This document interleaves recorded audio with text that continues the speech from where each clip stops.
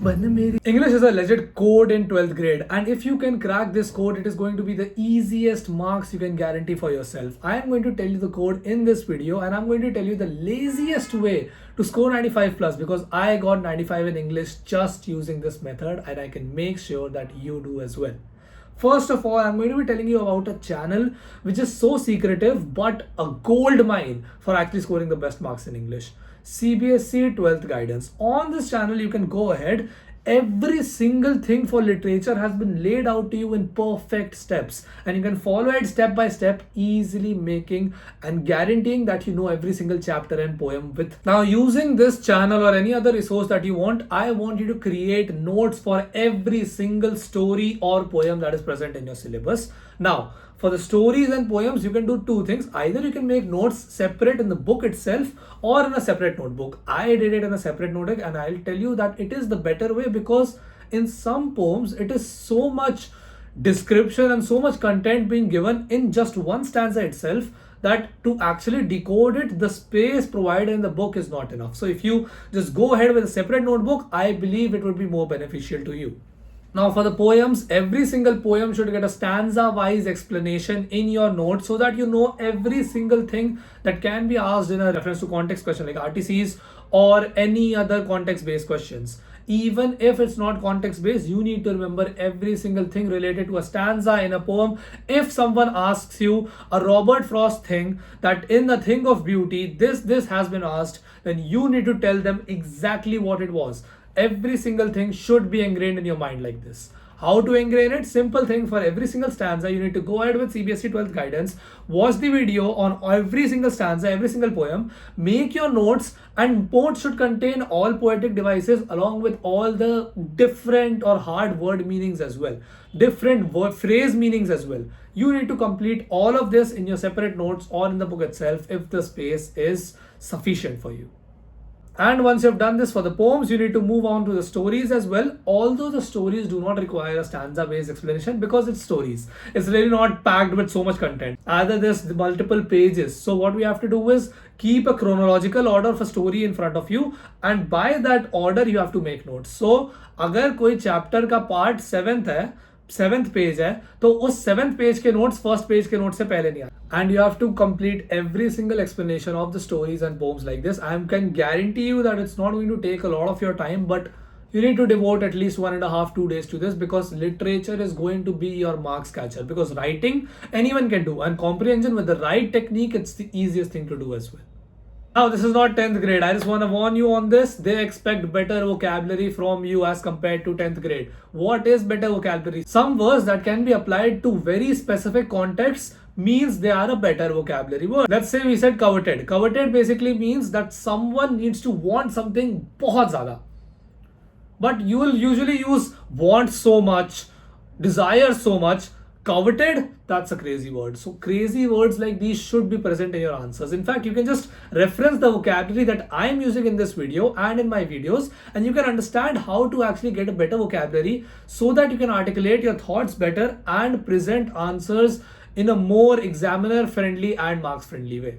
The words that you don't use publicly, but no, these words should also be included in your answers, because these are the words that you kind of feel ashamed and shy using in public, that someone will judge me for using these words. But honestly, in answers, that does not matter. Although, do not abuse it. Ki every single sentence has some random ass word. No. Just keep a mind while doing this. We are doing this to maximize marks, not tell the examiner that I'm better than you. इस चीज के लिए मैंने अपनी ego down करी है. Every single part of my video I tell you read the NCERT, but in this subject you can skip the NCERT, and it's a very surprising thing, because CBSE 12th guidance, the channel that I told you to search, that channel covers the NCERT from bit to bit to bit, from dot to dot. Every single thing is covered. There is nothing that I could find that was missing on that channel but present in the NCERT. So you do not need to read the NCERT over here, but if you want to make so you do not need to read the NCERT over here. Now, writing and comprehension, the part that is easy, but people get stuck on this because they cannot move past a specific plateau. Writing. So first of all, this is boards writing, not some random article on a newspaper. They care very less about your creativity. Rather, the most marks are given just based on formats and what they are asking. Okay, this is boards. Remember, format and what they are asking. Every single thing related to this should be covered before you go to any creative options present to you. Okay, so first of all, the format always needs to be followed. The things they are asking, let's say you have to write a advertisement about cycles. So you have to mention the wheel size, how many gears are there, the price, every single thing that can come to your mind related to cycles, mention that, and then move on to creativity like using coupons or using quotes or using some rhyming scheme, ki buy one get one or something like that. Okay, so format and what they are asking specifically, this is your main priority. This can get you 4 out of 5 marks almost all of the times, and then you can move on to creativity to get the next 1 mark. How to get that creativity? Simple thing is you just need to follow your teacher. 12th grade teachers have known and seen enough answers to know what is creative and what is not. They will tell you things that you will find, oh my god, yes, I could write this. And these things you need to make a note somewhere, maybe in the same copy, and then just reference to them 3-4 times before your exam, so that you have some sentences in your arsenal that you can just throw at the examiner and he would be like, damn, that's a good sentence. Because those are the reactions when you hear me talking in these videos. And just for the sake of practice, 2-3 rough write-ups for every single thing like advertisements or formal replies need to be done. Please, time ho to kar lo, nahi bhi ho time to ek baar to try kar hi lena, okay? Comprehension, the part that people cannot get past. I got 10 CG in my college using this method of comprehension. So I just tell you what it is. Stanza-wise division on comprehensions has been done for a purpose. Stanza based division is done for a purpose. You just have to treat the stanzas on their own. Every single stanza you read, you need to summarize it within 7 words for yourself, so that when you move on to questions after every single stanza, you know what every stanza would stand for. So when you read the questions, you know where you have to go and look. You go and look there, and most of the time you'll find your answer. And if you don't, the simple way to do it again is just read it again, because you know what stanza might have the answer. You just go to the stanza, read the 2-3 related stanzas, and I can make sure and almost guarantee you that most answers can be found very easily while using this technique. But this simple technique cannot be applied by so many people because they do not know about it.